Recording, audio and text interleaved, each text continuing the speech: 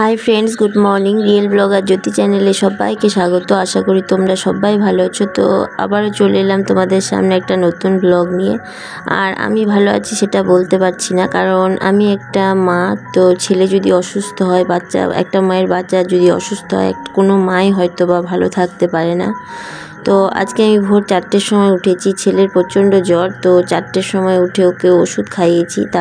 তারপর ছেলে ঘুমিয়েছে। আর ছেলের পরীক্ষা, আর এই পরীক্ষাগুলোতে উপস্থিত হতেই হবে, আর তা নয়তো চলবে না, কারণ এগুলোর নাম্বার নাকি ফাইনালে অ্যাড হয়। তো সেই কারণে ছেলেকে জ্বরের ওষুধ খাইয়েছি। জ্বর কমেও যাবে, কিন্তু যতক্ষণ জ্বরের ওষুধের রিয়াকশান ততক্ষণই ওর জ্বরটা কমছে, আবার ব্যাক করছে। তো সেই টাইমের মধ্যে ওকে মনে মনে ভেবেছি যে স্কুল নিয়ে যাব আর পরীক্ষাটা দিয়ে নিয়ে আসব।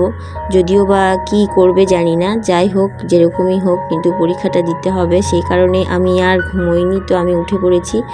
এখন ঘড়িতে 5টা বাজে, আর আমি এই দেখো ঘর বারান্দা ঝাড় দিচ্ছি। যেহেতু গতকাল ঝড় হয়েছে, বৃষ্টি হয়েছে, তার ফলে আম পাতার জঙ্গল হয়েছে। সেটা প্রথমেই তোমাদেরকে দেখিয়ে দিলাম। দেখো কত আম পাতা পড়েছে। তো এখন এই আম পাতাগুলোকে ঝাড় দিতে আমার প্রচুর টাইম লাগবে। ওই এক কারণে আমি আরও ঘুম থেকে উঠে পড়েছি, কারণ সকালবেলা ঘুম থেকে উঠেই আমাকে এই সব কাজগুলো সারতে হবে। তারপর নিজেকে ফ্রেশ হতে হবে, তারপর ছেলেকে উঠিয়ে ওকে ফ্রেশ করতে হবে। ওকে যা হোক, কিছু খেতে চায় না, তবুও যা হোক একটু বিস্কুট বা শরবত কিছু একটা দিতে হবে, দিয়ে ওকে খাইয়ে তারপর রেডি করিয়ে নিয়ে যাব। আর আজকে টিফিন দেবো না, এমনিতে ওর বলেও দিয়েছে যে মামা আজকে আমি টিফিন নিয়ে যাব না, কারণ ওর আজকে একটু তাড়াতাড়িও ছুটি হয়ে যাবে। এক ঘন্টা মোটামুটি থাকতে হবে। তো সে কারণে আমি আর টিফিন বানানোর কোনো প্রস্তুতি নিইনি। তবুও আমাকে এই বাসি কাজকর্ম সেরে সব কিছু পরিষ্কার করে আমাকে বেরোতে হবে। যদিও বা আজকে আমি স্নান করতে পারবো না সকালবেলা, কারণ আমি স্নান সারলে অনেক বেলা হয়ে যাবে। তারপর আজকে আমি পুজোও করতে পারিনি, কারণ ছেলেকে স্কুলে থেকে নিয়ে আসতে আমার 10টা বেজে গেছে। তারপর এসে আবার ছেলের খাবার তৈরি করা, তারপর আবার ছেলেকে খাওয়ানো, এসব করতে গিয়ে আজকে আমি পুজো করতে পারিনি। তো দেখো আজকে কত পাতা জমেছে, আর এই পাতাগুলো ঝাড় দিতে বিশালই কষ্ট হয়, কারণ আমের গুটিও আছে, আমও পড়ে আছে তার মধ্যে। তো অনেকটাই টাইম লাগে। তারপর আবার একটুখানি রক আর উঠোনটাকে জল দিয়ে ঝেঁটিয়ে নেব, আর এটাকে এক সাইডে জড়ো করে রেখে দেবো, পরে শাশুড়ি মা ফেলে দেবেন। আর সত্যি কথা বলতেই আমার ছেলের স্কুলের জন্য আরও বেশি তাড়াহুড়ো করছি, তা নয়তো আমি ফেলে দিতাম। আর শ্বশুরবাড়িতে একটা বাচ্চা যদি অসুস্থ হয়, জানি না হয়তো বা সবার ক্ষেত্রে নয়, কিন্তু আমার ক্ষেত্রে তো একদম 100%, কারণ আমি ছোটোবেলা থেকেই আমার শ্বশুরবাড়িতে বাচ্চাকে মানুষ করে এসেছি পুরো একা। শ্বশুর আছেন, শাশুড়ি আছেন, কিন্তু সব কিছু আমাকে একাই সহ্য করতে হয়েছে। তোমার বাচ্চা, তুমি যা করবে করো, তুমি বাচ্চা সামলিয়ে, তোমার কাজ সামলিয়ে তুমি যা পারবে করো, তাতে কোনো আপত্তি নেই, সেরকম একটা ব্যাপার। তো আমাকে নিজের আমার বাচ্চার শরীর খারাপ হোক আর যাই হোক, তুমি কিভাবে কাজ সামলাবে, তুমি কিভাবে বাচ্চা যত্ন করবে, তুমি কিভাবে বাচ্চা দেখবে, সেটা তো পুরোপুরি তোমার ব্যাপার, এরকমটাই ব্যাপার।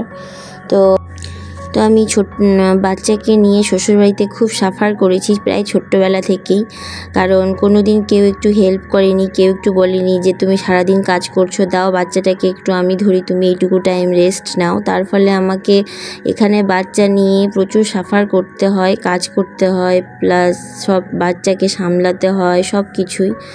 আর তারপর যদি বাচ্চা অসুস্থ হয় তাহলে তো আরোই। আর একটা অসুস্থ বাচ্চা মা ছাড়া একদমই থাকে না, মাকে সব সময় চাই, আর মায়ের সাথে খেলা করতে, ভালো অবস্থাতেই মায়ের সঙ্গে খেলা করতে চাই, আর যখন অসুস্থ হয় তখন আরও বেশি করে মাকে চাই। কিন্তু ওর সঙ্গে টাইম দিলে আমার এই কাজগুলো কে করবে, ফলে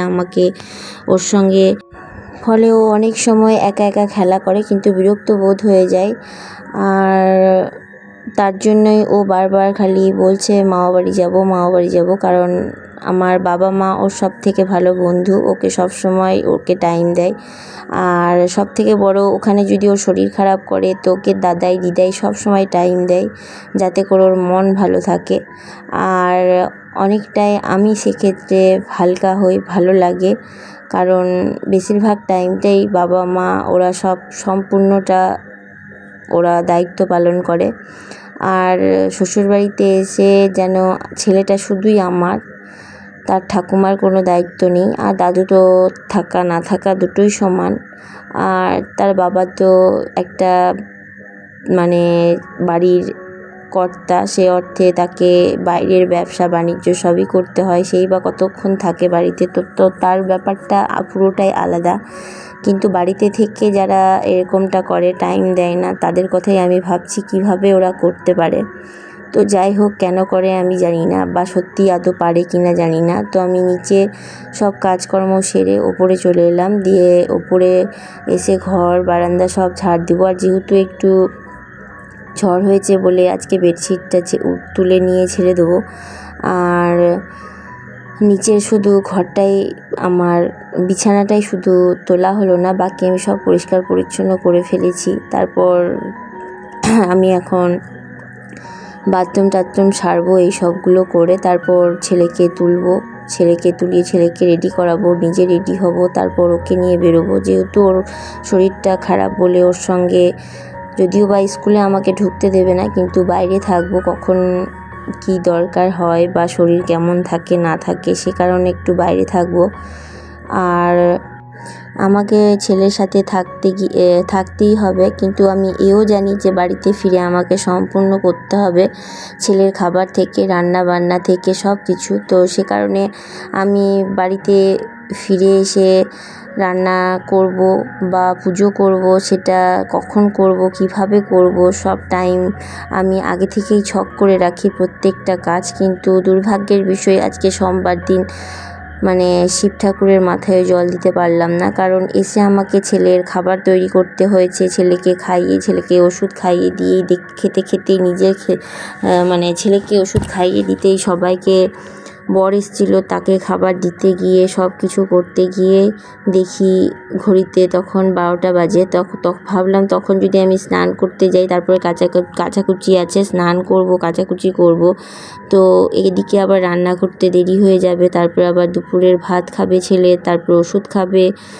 তো তার ঘুমও পেয়েছে, যদি ঘুমিয়ে পড়ে না খেয়ে, এইসব ভেবেই আবার তাড়াহুড়ো করে আমি রান্না চাপাই।